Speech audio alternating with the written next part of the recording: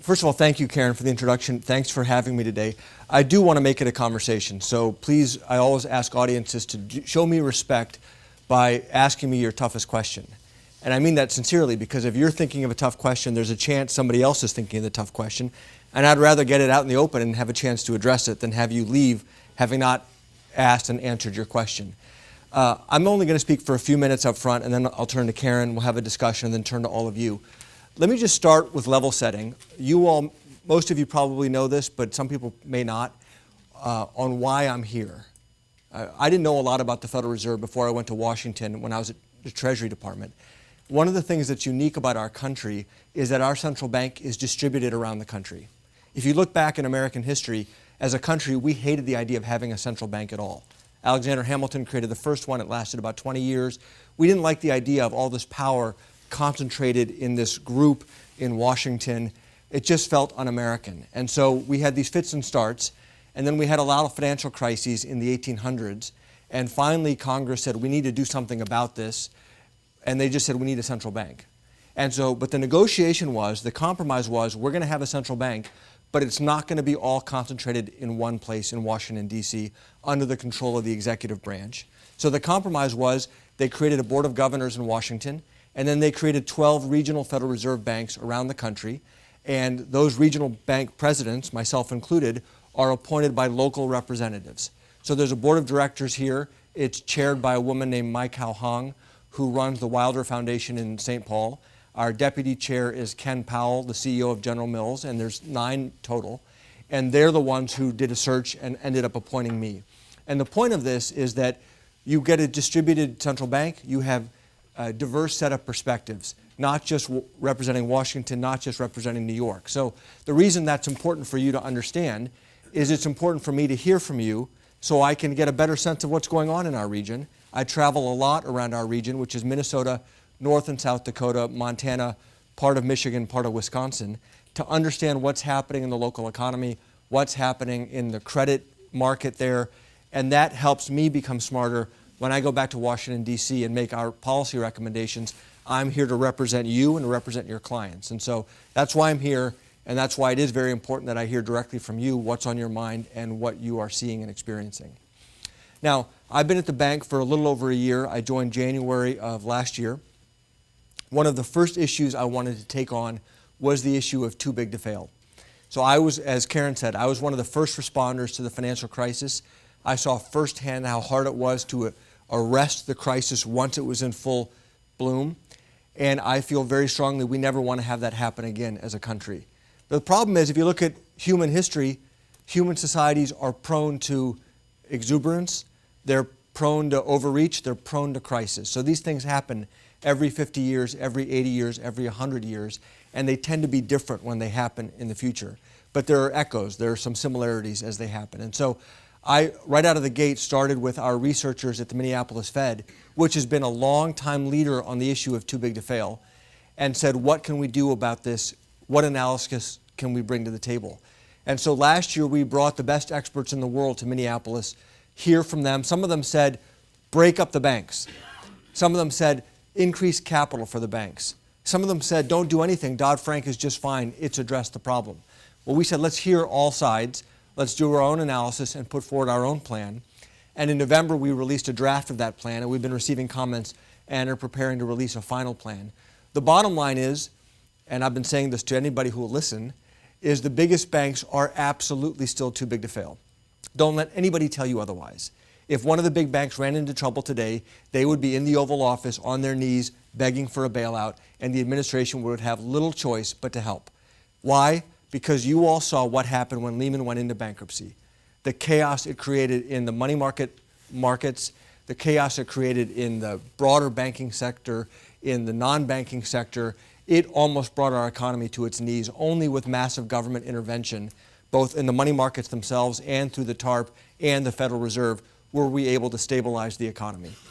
And so I don't think that's a good situation for us to be in as a country. And so the plan, after all the analysis that we did, the plan that we put forward effectively doubles the capital requirements of the biggest banks. And it forces them to make a tough choice. You can either stay large, that's fine, and you're going to have a lot more capital to protect all of us, or you can choose to restructure yourselves. And if your business model can support that higher capital, that's great. You can choose to make that decision. You decide how to respond to that. But the bottom line is the taxpayer should not be on the hook for the big risks that the biggest banks are taking. And keep in mind, when you and I go to get a home loan, the banks ask us to put 20% down typically. Why do they do that? That 20% is to protect the banks in case you and I screw up and get into financial trouble. Well, it's pretty simple. If we make the biggest banks put 20% down on their investments, then we get protected from their bad investments and their bad bets. Seems pretty fair to me. So our basic plan, and there's a lot of detail, there's 50 pages of detail on our website you can look at. Our basic plan is substantially higher capital requirements on the biggest banks, those $250 billion in assets and above. And then with that, we can relax regulations on the small banks that are not systemically risky, because I know you hear from a lot of small banks, I do, how they're getting smothered by the same regulatory net that's trying to address too big to fail. Well, the truth is little community banks are not systemically risky for the economy. They do have a very important role to play in providing credit to our communities, and they should not be captured in the same regulatory net. So that was a big initiative for us, and I'm proud of the work that we've done. And again, happy to take your feedback. I'll say this, we put this out, we sought comments from experts. To be blunt, nobody's been able to poke holes in our analysis. Our analysis is spot on, and I'm very proud of that. And it's based on analysis that the IMF has done, looking at the history of financial crises around the world and figuring out how do we best learn from that, how do we best have a regulatory system that can protect us from that, and how do we do it in a way that society is better off. So that's number one. Number two, in a very different way, one of the things that surprised me about our region, this is a really remarkable local economy. It's very diverse. We have financial services, we have manufacturing, we have ag, we have mining, we have healthcare, et cetera. It's a diverse economy that's doing quite well overall, and we have overall low unemployment. But we have huge gaps in our society here, all around the country, but also here. And that surprised me, the extent of the racial and economic disparity in our region. And I wanted to understand why that is. And so I started talking to economists at the Minneapolis Fed and around the country, and I was amazed at how little we understand what the source is of those gaps. I'll give you just a data point. In America, nationwide, black unemployment is almost always twice white unemployment. If it's a booming economy and white unemployment is 4, there's a really good bet that black unemployment is going to be 8. If it's a recession and white unemployment is 7, pretty good bet black unemployment is going to be 14. And even if you adjust for education, so it's college graduates versus college graduates, same disparity. Or non-high school graduate versus non-high school graduate, same disparities. So I started asking the basic questions. Why is that? What are the structural factors? Now we know as the nation's central bank, we can't tailor monetary policy to individual communities or segments or groups. It's a blunt tool for the whole country. But my view is if we can do the research to understand these problems and put forward ideas that other policymakers, whether it's the executive branch or Congress, could then take and implement and do something with, then that's an appropriate role for us to play. So in January of this year, a few months ago, we announced what we're calling the Opportunity and Inclusive Growth Institute, which is a research institute focused on understanding economic and racial disparities. And it's not just about race, it's also about rural communities and the gaps between rural America and the cities that are generally doing better, understanding what can be done, whether it's education or housing, et cetera. And so we're just getting started. In May, we're having our first conference. We've recruited the best academics in the country who are working on these issues to advise us as our board of advisors. We have visiting scholars who are going to be coming from around the country to Minneapolis to work with us to understand these issues and see what role the Federal Reserve can play in analyzing them and putting forward solutions. This is a long-term research initiative. It's going to take years. I mean, honestly, these problems are decades or more in the making. We're not going to come up with answers overnight, but we're going to do our part, and we're going to get going. And so that's another big initiative. And the thread that is woven underneath all of this is I want us to take on the biggest economic challenges that we face as a nation, period. I believe the Federal Reserve banks, there are 12 of them, should be research centers taking on these big long-term issues. If we're not going to do it, who's going to do it? I mean, you're watching Washington like I am. Washington, by its nature, being a political city, is much more, has to be focused on short-term issues, short-term challenges. Somebody needs to be doing the long-term economic research and thinking on these big challenges, and I want us to play that role in partnership with others. And so that's what we're going to do.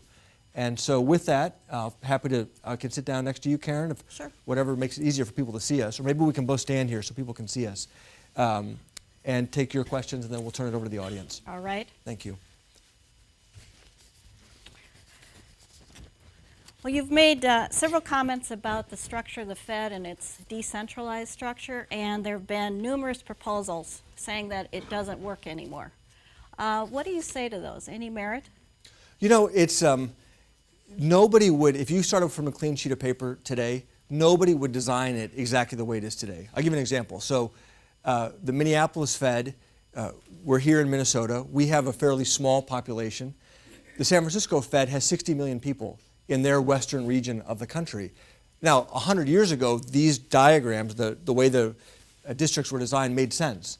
Missouri has 2 Federal Reserve banks, St. Louis and Kansas City. That was a compromise to buy off some very powerful senator who was negotiating the bill. So if you started with a clean sheet of paper, you wouldn't design it this way. Having said that, it works.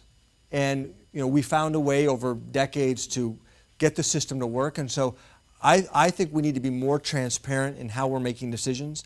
I think we need to be engaged with the public more transparent, getting more feedback so that people have confidence in the way we're approaching our decisions. So I'm doing everything I can to try to innovate in how we reach out to people, whether it's doing a lot of Q&A like this. By the way, the reason we're live streaming this is I want as many people who want to know what I'm talking about, what I'm doing, I want them to be able to do that. So I live stream all of my events. I'm on Twitter. I do Twitter Q&A with people to engage with people from the public. I'm looking for every way I can to try to demystify the Fed. And I think if people saw what we're really doing, people would have a lot of confidence in the current structure. So I don't think we need a big change in the structure. I do think we need to communicate more freely than we have been historically. You've seen many aspects of government. You're a Treasury, you ran for governor of the state of California. Anything surprise you about the Fed? Anything you didn't expect? I knew the Fed from when I was at Treasury, because we worked very closely together, had very smart people, very high quality, dedicated to public service. And that's absolutely true. If you got to know our colleagues here in Minnesota and around the country at the Minneapolis Fed and elsewhere, you'd be very proud of them and proud that our nation attracts people who have this commitment to public service. So that didn't surprise me. I knew that. One thing that did surprise me is I talked about some of the disparities and the racial gaps in our region. We have those in the Fed too. Right? We don't have enough diversity in the Fed itself, and it's something that we are working hard to try to improve. So if you look at the FOMC, currently I'm the only non-white person on the FOMC. The new Atlanta Fed just selected a new president, an economist named Raphael Bostic. He'll be the first African-American Federal Reserve Bank president in the history of the country. It's amazing. It took 103 years for one of the 12 presidents to become African-American. And so we need more diversity at the Fed, at the staff level and at the senior levels. It's something the whole system is committed to. I was surprised to the extent of that before I got in and saw it for myself. You talked about the plan and too big to fail, and you referenced 2 pieces of it, I think, and I believe it's a 4-step plan. The first step was the capitalization of the very biggest banks. How are you defining the big banks? So $250 billion assets and above. So why that benchmark? That's admittedly it's somewhat arbitrary. Whenever you make policy, you have to pick some boundaries, and it just, based on our analysis and looking at different literature reviews, it seemed like that was a reasonable way to capture the biggest banks. And the truth is, the idea of systemic risk, there is judgment involved. I wish it was a simple formula that we could perfectly define, and it is contextual. So I'll give you an example. If Bear Stearns was saved in a weekend in March 2008, when the financial system was in a very perilous state. If Bear Stearns had run into trouble 3 years earlier and the economy was very strong and all the other banks were fine, it probably would have been okay to just let Bear Stearns go into bankruptcy. So the definition of what is systemic depends on what else is happening in the rest of the economy. And so we just looked at the biggest institutions in America and said, we have to draw a line somewhere. This seemed like a conservative place to draw the line that is erred on the side of protecting taxpayers rather than protecting shareholders. Second part of your plan gets at the systemic risk, and you've designated the Secretary of the Treasury to have a pretty significant role. Why did you put that huge obligation with the Secretary of the Treasury? So what we say in the plan is for these biggest banks, it's about a dozen of them, first thing you do is you take up their capital levels to roughly double where they are today. And then the Treasury Secretary must certify affirmatively that these banks are no longer too big to fail. Now imagine you're the Treasury Secretary. You're not going to want to make that certification. Because if you certify that this bank is no longer too big to fail and it runs into trouble and it needs a bailout, you have some big time egg on your face. So we wanted to put the Treasury Secretary in a bind, to make the Treasury Secretary really reluctant to make that certification. And he or she will only make that certification if they are really confident that this bank is no longer too big to fail. And if they refuse to make that certification, the capital levels start cranking up even higher. And this will put, again, the whole idea is we want somebody on the hook to make this call, and if they don't make the call because they're not sure taxpayers are protected, the banks are going to see even higher capital levels, which is going to create huge incentives for the banks to restructure themselves. So here's the thing. The banks love to tell you and me and brag about their great economies of scale that we all benefit from as society.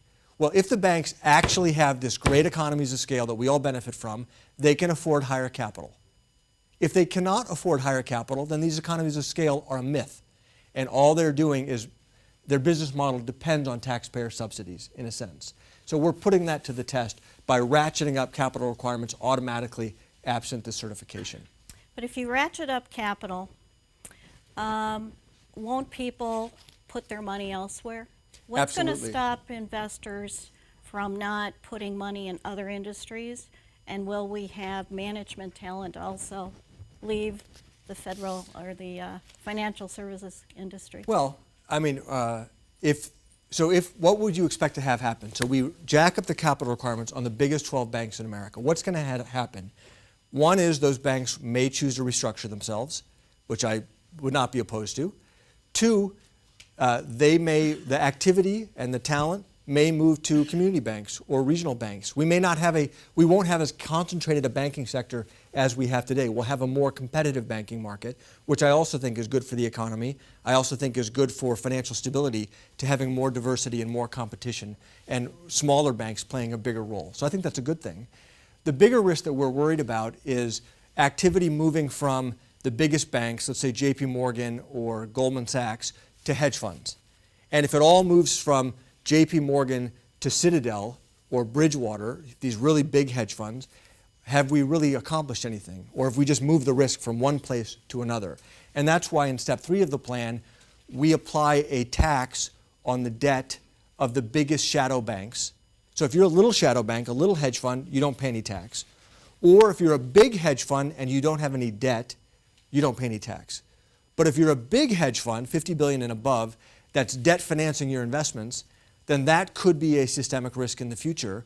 And we want to level the playing field so that the cost of funding of the highly capitalized banks and these big shadow banks is level.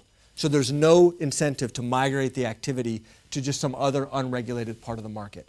And this, we think, is a real innovation. Nobody else had put forward a way to deal with the shadow banks, and we do. And so we do think that that's important. Now, you've talked about big banks and community banks. What about the middle? In the middle, we are leaving them alone, basically saying we're not calling for any change to the current regulations that they're undergoing. We're not increasing their capital requirements. I will say this, if we have confidence that the biggest banks are all highly capitalized, then the system as a whole is much more resilient than it is today. And then we could look at all sorts of regulations and saying, do you need these other regulations on whether it's community banks or mid-sized banks? Do you need to have them as onerous as perhaps they are today? You know, and having the biggest banks with substantially higher capital requirements, it's like vaccinating them, right? You vaccinate the herd, and then any one of them can't bring down the whole herd because the whole herd has been vaccinated. And that's why it's so important that the biggest banks all have higher capital. One thing I liked about in reading your plan is you addressed supervision and regulation. In my experience, people tend to talk about regulation and forget about the supervision part, which to me is an important and very distinct from regulation, particularly in this environment where on-site exams, informal rulemaking, policy statements, I would argue probably affect the banking industry maybe more than some of the statutes and rules. So what do you envision in terms of that supervision of the community banks versus the mid-size versus the big? Will the exam process stay the same? Would you allow this informal rulemaking to continue? Do we need to redo that part of the equation? Yeah, I think on both sides, supervision and regulation for community banks, we need to take a fresh look and get it right. And again, I just talked to a lot of community banks, but some of the things that they're asking about, but just to be candid, are not things that maybe the Fed or the OCC directly affects. It may be things that it's the CFPB. And so I think we need to take a comprehensive view on what we're putting community banks through. I wrote an op-ed in the Wall Street Journal a few months ago about my own experience getting a home loan in Minnesota, which was brutal. I mean, I couldn't believe how painful the process was in terms of the documentation requirements. I thought that they had figured out who I was and they were punking me by just continuing to ask me more and more and more things. Maybe they were. Maybe they were. And so it was just, and I actually felt bad for it because the banker that I was dealing with, the mortgage lender, would call me and apologize that underwriting was asking for this additional documents. He's like, I know this is ridiculous, but there's no negotiating with the underwriting department. It was ridiculous. I mean, I felt bad for them because it felt like a climate of fear, like just they're terrified of making a mistake. I finally got the loan approved and I bought my house, but it was still a very, very painful process. So I do think that we do need to take a step back and look at what we're doing. Doesn't make sense. Rationalize these things, especially for community banks, which are not systemically risky for the economy, and because they are uniquely positioned to provide credit, especially in small communities in America. It's very hard for the Bank of Americas and Citibanks and JP Morgans to know what's happening in rural communities across our region. That's the role that community banks have to play. And so I do think we have to take a fresh look. But I also know when I meet with members of the House and Senate a lot when I'm in Washington, while there seems to be bipartisan consensus on wanting to relax regulations on community banks, they're nervous that that might be a Trojan horse for relaxing regulations on the biggest banks. And that's why these two issues have become linked. And so it's so important that we really address too big to fail for the biggest banks so that we can then decouple regulation and supervision of the community banks. You talked about the process of going through your home loan, so that touches on, consumer regulation and protection. How do we balance that consumer protection and safety and soundness? And is your sense it's out of balance right now? Well, I think if you look at loans are being made, business loans are being made. If you look at surveys of small businesses, they're generally able to get access to credit. It's just a very painful process, as I experienced. I got my loan. I was pre-qualified for it. I got an attractive rate. It was just an extremely painful process. So you have to really want it if you want to go through the process. People with bad credit, it's much harder to get credit today. And I'm not sure, so that's unfortunate, but I'm not sure that that's necessarily a bad, like we don't want banks making loans that they're really nervous about, right? We don't want to force them to make loans to people who maybe there's not a high probability of them paying it back. And so helping people have better credit is a separate policy problem than whether or not banks are making loans. So I don't know, did I answer your question? Mm-hmm. Which leads to another interesting aspect of what's going on. Increasingly, banks are being looked to as the solution to some of those policy issues, be it redlining, jobs, terrorism. Should banks be used in that fashion? Well, I think banks, we need to make sure banks are treating their customers fairly. We need to make sure that, the Wells Fargo account scandal is pretty shocking to anybody who's looked at it. So making sure that banks are treating their customers appropriately and fairly is important, whether it's a big bank or a little bank. Making sure banks are not turning a blind eye to potential money laundering or financing of fraudulent activities or terrorist activities is also, it's important that they abide by the rules and take that very seriously. And I know the regulators are focused on that, appropriately so. But we can't expect banks are not there to solve all of society's problems. As I said, if we have Americans who are struggling with bad credit, that's not the bank's fault, right? Those are issues about education, financial literacy, the job market more broadly, other things that affect poverty, affect families' lives, etc. We can't expect the banks to solve all of that. But we can expect the banks to do their part, which is treating all their customers fairly, being honest with them, and following the rules and following the law. One of the comments often made about your proposal is it puts the American banks at a disadvantage with their global competitors. Do you want to address that topic? Sure. You know, it's true. The fact is, if you go to Europe today, they don't really care about too big to fail. Europe basically says we have these national champion banks, and it's their pride and joy. And if every 20 years or 30 years they have to bail them out, that's okay. We have national champions, and we're happy about that. That's a silly policy position, I think. I don't think it's one that we as Americans should have. And if we can show the world that we can have large banks that are well capitalized, that are not exposing our taxpayers to unnecessary risk, then maybe we can lead the world and show the rest of the world that there's a way that they can have similar in their countries. But I don't think we should wait just because Europe wants to bail out their banks every 20 or 30 years. I don't think that means we should follow their path. And by the way, I'd also say, if any of these European banks that are undercapitalized want to do business in America, we should subject them to the exact same rules that we subject our banks to. And that's how we can start to level the playing field.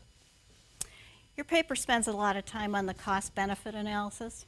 And my understanding is there would actually be a drag on the economy putting in these high capital levels for the longer-term good.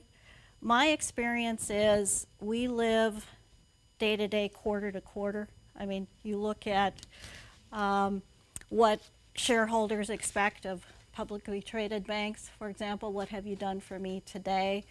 How are you ever going to convince citizens, Congress, to take and put something in place that's going to deal with something 50 years from now, maybe, that hurts us now? Well, we do it, and so the analysis is this. When you raise capital requirements, there are some economists who say there's no harm to the economy. It doesn't affect credit availability. I don't believe that. I believe there is some cost to it. It does raise the cost of borrowing a little bit for those banks' borrowers. Now, remember, we're raising capital requirements on the dozen or so biggest banks in America, none of the rest. So what will end up happening is some of the activity is going to move to smaller institutions, again, which is good from a financial stability perspective. But let's admit there is some cost. Safety isn't free, right? This is just like physical safety. So after 9/11, we as a country imposed many new requirements to improve our physical security. We hired more police officers, hired Homeland Security officers, more metal detectors at airports. Physical safety isn't free.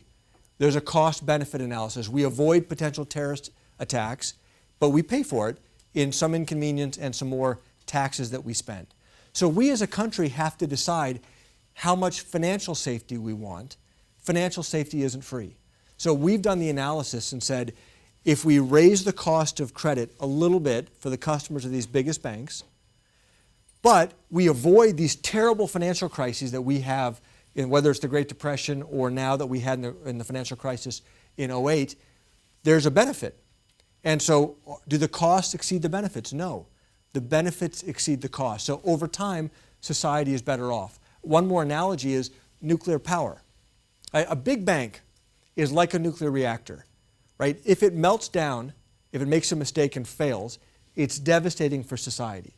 So what happens if there's a nuclear power meltdown?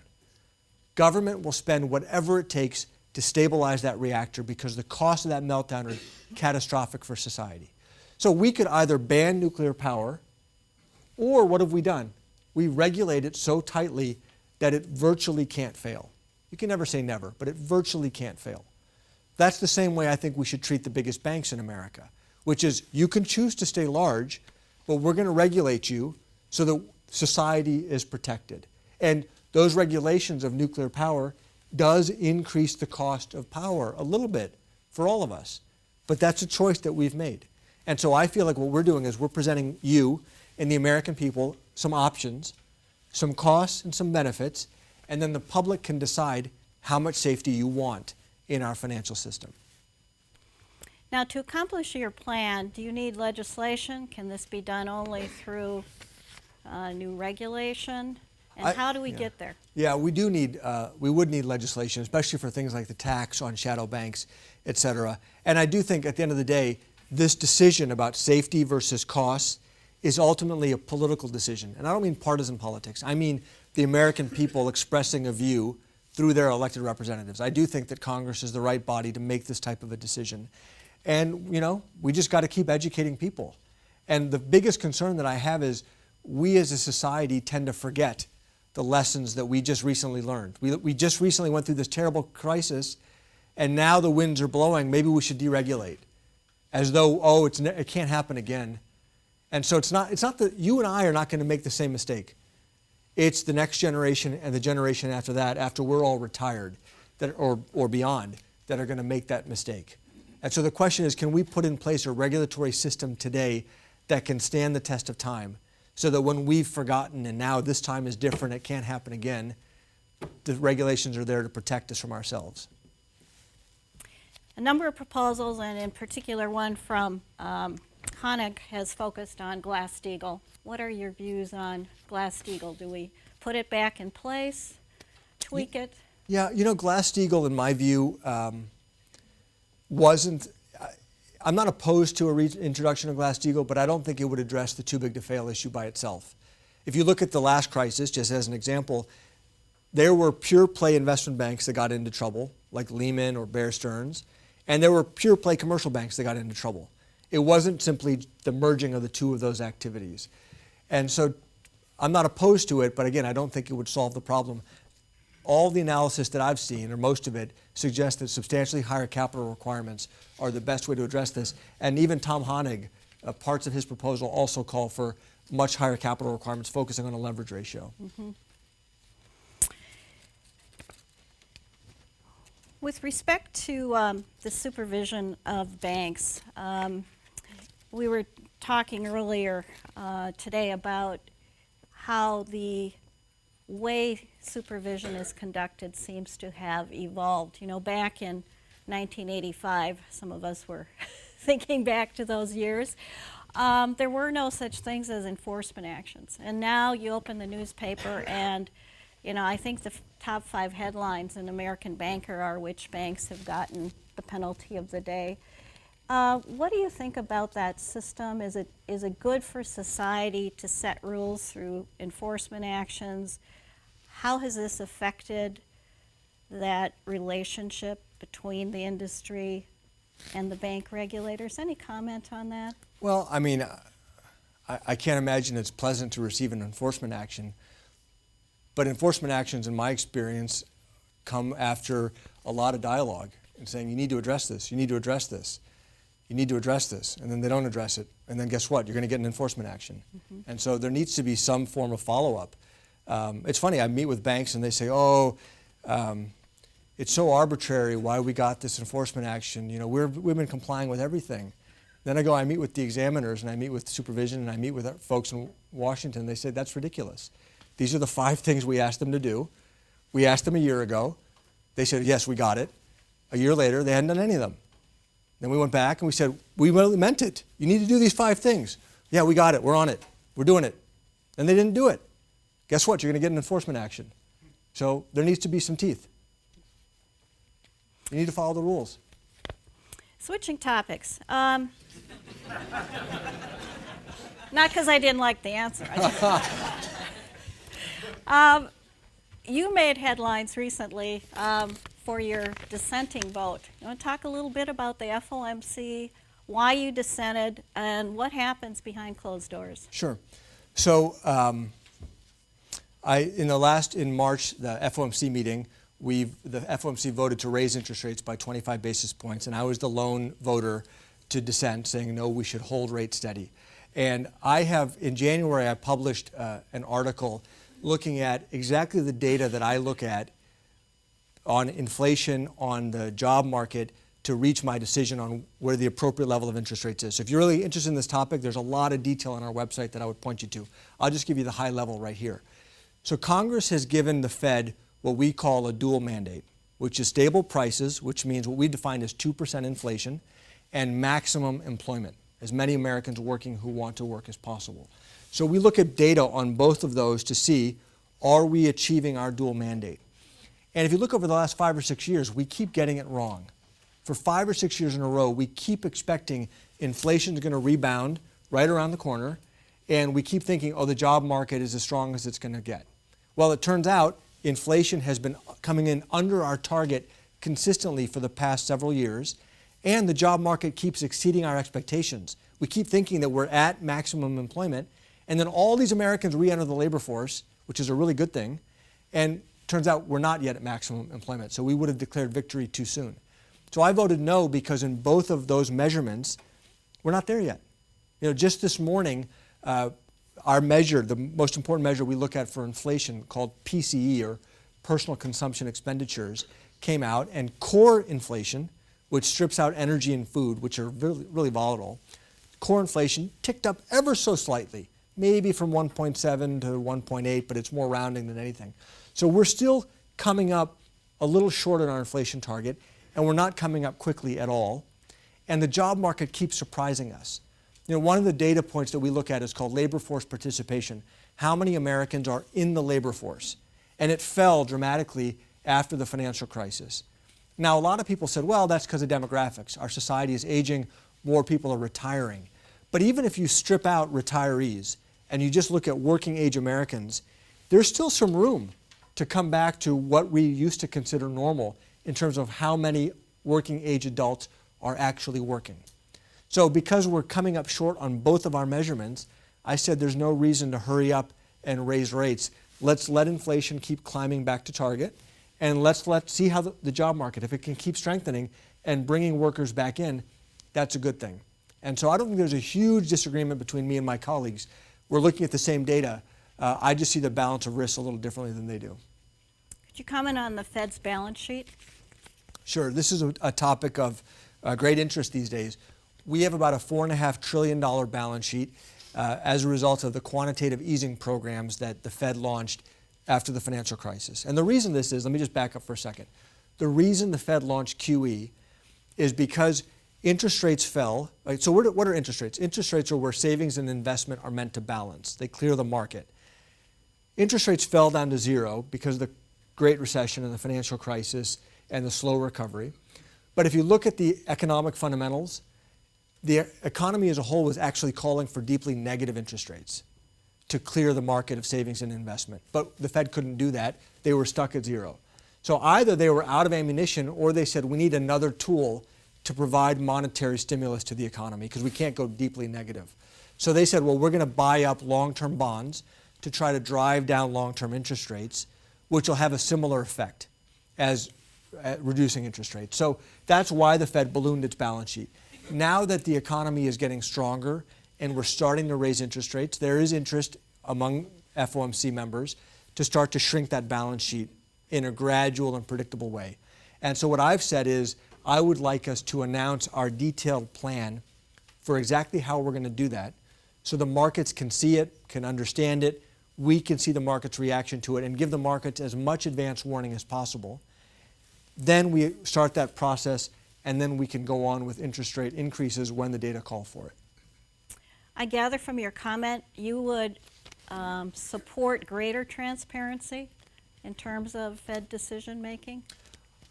Yeah, I think so, and different transparency. So one thing that's different about me and my colleagues is I never make, I don't think I do, ever make predictions about when the next rate hike is going to be or how many we're going to have this year or next year. The reason is we're usually wrong. And people get really upset when we say, oh, it's going to be 3 hikes this year. Trust, it's going to be 3 hikes. And then it ends up being 1. Or it's going to be 4 hikes and it ends up being 1. And so I just think it adds a lot of noise and confusion when you have all these Fed heads offering these predictions about how many hikes there are going to be. So I think it's much better to say, I don't know how many hikes there are going to be. Here's the data I'm going to look at in reaching my decisions. I'll be very transparent in terms of what data I look at. You can look at the same data I do. You can look at it in the same real time that I do.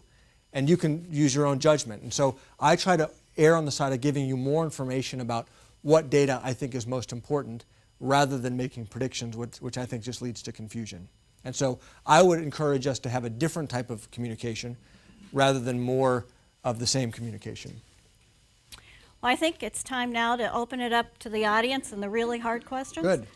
I think we have 2 mics, and because this is being broadcast, please ask your question into the mic, and I guess stand up if you want to ask a question, and the person with the mic will find you. So with that, do we have our first question? A bunch of shy lawyers? I don't believe it. I warned you.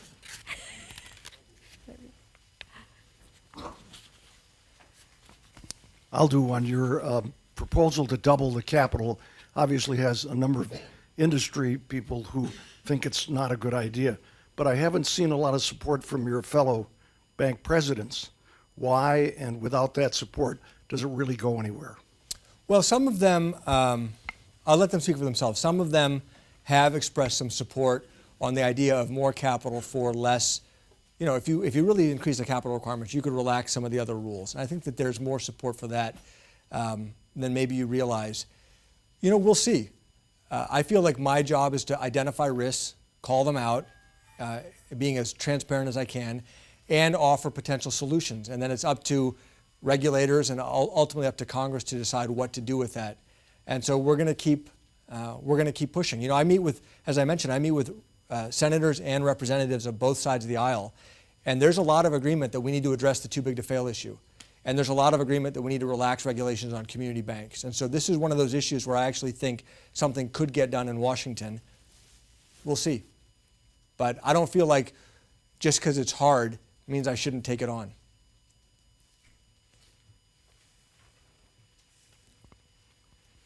Karen asked you a question about transparency. So from the standpoint of an ignorant observer who reads the newspaper, it seems like there's been this evolving trend toward greater transparency over the years at the Fed. So things that used to be a black box, policy decisions and the like, are now talked about, as you mentioned, you know, with fairly divergent approaches. Is that the new normal? Is that intentional? Has it just happened over time? No, it is intentional. So the Fed's posture really in the Greenspan era was we're like the Wizard of Oz, right? We're so mysterious, don't even ask, because you couldn't understand, and we wouldn't tell you anyway. And that didn't serve us well, because when the financial crisis hit, all of a sudden we needed the American people to trust us. And we had not earned that trust, because we had not built that trust over time. And so we're still paying the price for that lack of transparency. So all of us are trying in our own ways to be more transparent, to earn the trust of the public that we need in order to do our jobs. And so, yeah, I think that is, it's intentional. You know, for example, in the 80s, the Fed never even put out a statement when they made a monetary policy decision. They just figured the markets would figure it out depending on what's happening in interest rates. Now we put out statements after every meeting. Now, 4 times a year, the chair does a press conference, et cetera. So starting with the chair, first Chair Bernanke and now Chair Yellen, they've really dialed up transparency and communications, and all Fed principals are trying.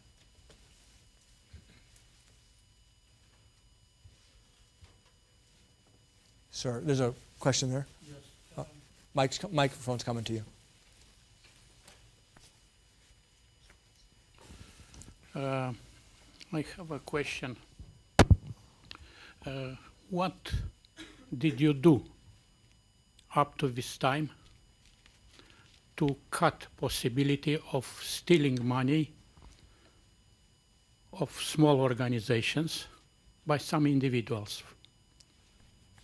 For instance, secretary-treasurer of some organizations can take all money of their organization and move to another account, and nobody has access to them. An organization comes to a sort of dying situation because cannot pay their financial obligations. So did you do something, not you, your organization did something to preclude, to stop such situation? So let me make sure I understand. So let's say you have an institution of some kind, and you have a financial professional who could steal from that institution by routing the money somewhere where nobody else knows where it has gone. Is that right? Yeah, nobody knows because he will not tell. Well, so I think now you're getting into things like audits and financial controls and the ability, does that institution have appropriate financial controls? So I think the Fed's role is, as we're supervising banks, we're also talking to the auditors. We're also looking at the financial controls to make sure that the appropriate financial controls are in place. But you're right, it is very hard to prevent one sole bad actor from doing something bad in their own institution. And it's, as you've indicated, in that institution's interest to put the appropriate controls in place. So I think that our job would be talking to the auditors, looking at the financial controls ourselves, making sure they're following rules and regulations.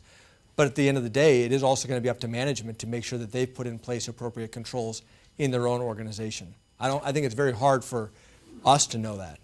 No, I don't believe that is very hard. I'm sorry because I contradict you.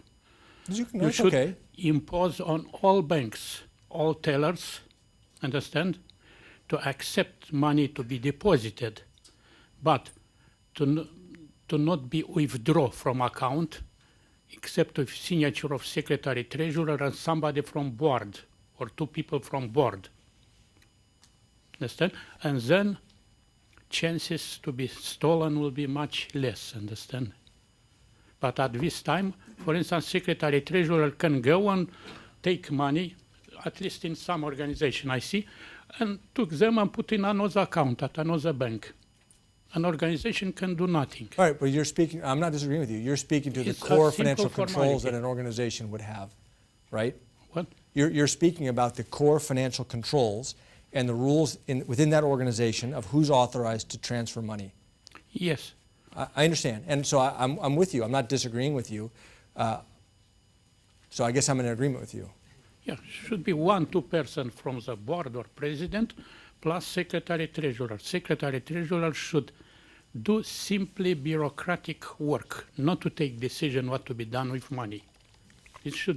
Such decision should be taken by executive committee or by president plus somebody from the from executive committee. Yeah. So I don't know. At this time, did you implemented in banks obligations for financial withdrawal, financial payments? But again, it's going to depend on the bank. To have 2-3 signature from the organizations. Some large institutions will have a higher threshold than smaller institutions. They have, yeah. And so we do talk to banks and look at what financial controls they have in place and try to assess. If you have specific instances where you think that that's not being done appropriately, let's chat afterwards, and I want to get to the bottom of the risk that you're talking about. Okay, thank you. Other questions?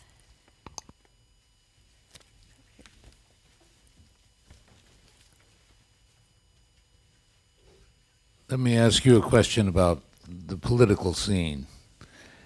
I heard Barney Frank on radio the other day quite passionately saying that Dodd-Frank had gone too far in creating handicaps for small community banks and that it ought to be changed.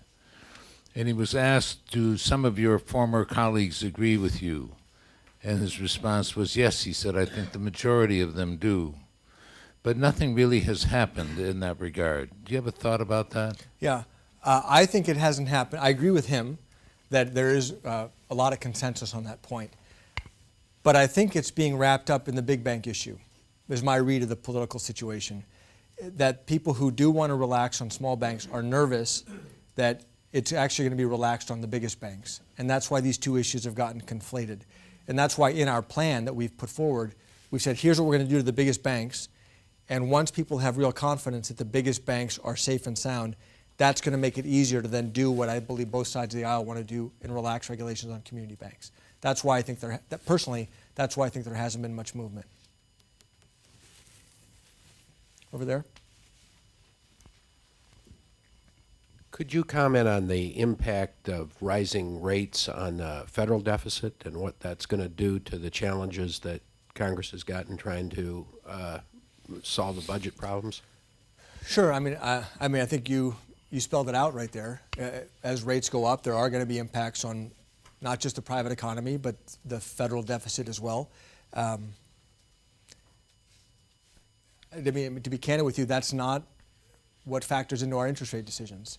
Our interest rate decisions are based purely on what's happening in the U.S. economy, what's happening in terms of inflation and our dual mandate, what's happening in terms of the job market, and what's the optimal interest rate for achieving our dual mandate over time. And, we think that other policymakers are paying attention to what we're doing, and hopefully it'll factor into their thinking. And let's talk about fiscal more broadly. Depending on what Congress decides to do in terms of taxes, in terms of health care, in terms of trade, that also factors into our own analysis of what the outlook is for the U.S. economy. So these things are definitely interrelated, but the mandate that we've been given is look at the U.S. economy, look at your dual mandate, set interest rates based on that, not based on making it easier or more difficult for Treasury to fund their spending. That's up to them.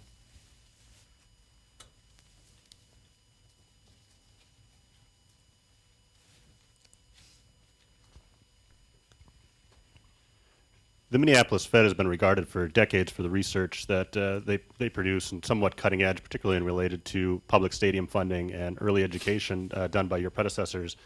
What lessons do you think can be learned, given that the Twin Cities region is kind of a hallmark of taking an opposite approach to that public stadium funding? What lessons can be learned in getting your initiative marketed out in front of people in a different way? Can you repeat what you just said about the hallmark? Between the stadiums in St. Paul and Minneapolis over the last couple of years, the growing trend around the country of NFL stadiums now saying everybody who's got one everybody who wanted one has one, and public funding was some factor involved in most of those. So that's not an example of success on our part, right? I want to be clear that you weren't saying that was. Yeah. Well. There are lessons, though, nonetheless. So we may not have won. So first of all, this idea of the NFL has a great racket, right? And they restrict the number of teams, so that there's over demand for teams, and then they get the cities to bid against each other, and they extract those rents for the NFL's benefit. It's a great racket if you're an NFL owner, but the taxpayers pay, and so that's a problem. And the only way to solve that, I think, would require federal legislation to prohibit this, because each state is operating in what it thinks is its own self-interest, but the NFL owners are the ones who really benefit from it. So we failed in delivering that message. However, the Minneapolis Fed and some of my predecessors, a guy named Art Rolnick, who is our research director and a researcher who's currently at our bank, Rob Grunwald, have been working on the issue of early childhood education for years. And it's an important lesson to the gentleman's question about, how likely is this to happen in terms of too big to fail. So what I've taken away from them is they pounded this drum on early childhood education and the research behind it, showing that, why we got into early childhood education? Because the economists at the bank said public money for stadiums is stupid. And someone said, okay, smarty pants, what should we be investing in if that's stupid? And they said, okay, we'll go think about it. And the highest ROI they could find was public taxpayer dollars investing in early childhood education in terms of payback for the taxpayers. That's how they came on that issue. So the lesson, though, is they've been pounding this drum over and over and over again, and eventually people paid attention. And eventually the stuff is actually getting implemented. And so while we may not have been successful in convincing people not to spend public money on stadiums, they've been pretty darn successful in getting people to realize early childhood education is a good investment for the taxpayers. And so the lesson for us as it relates to too big to fail is don't give up easily. People say, well, it seems like nothing changes. Well, nothing changes until everything changes. I take a political lesson from the country's views on gay marriage. So in California, I came here from California in 2008, not that long ago. The state of California, which views itself as the most progressive state in the world, the state of California voted to ban gay marriage in 2008. But the activists stayed on it, stayed on it, stayed on it, stayed on it, stayed on it. Now basically the laws of the land have changed not very long later. And so it seems like nothing changes until people wake up and then everything changes. And so I feel like on the issue of too big to fail, we have an obligation to keep speaking up. And then people may not agree with us, but if we keep speaking up, maybe they will agree with us. Are we good? Any final comments? No, well, thanks for inviting me today. Thanks for the discussion, and I really enjoyed it. So thank you. Thanks, Karen. Thank you. Thank you very much.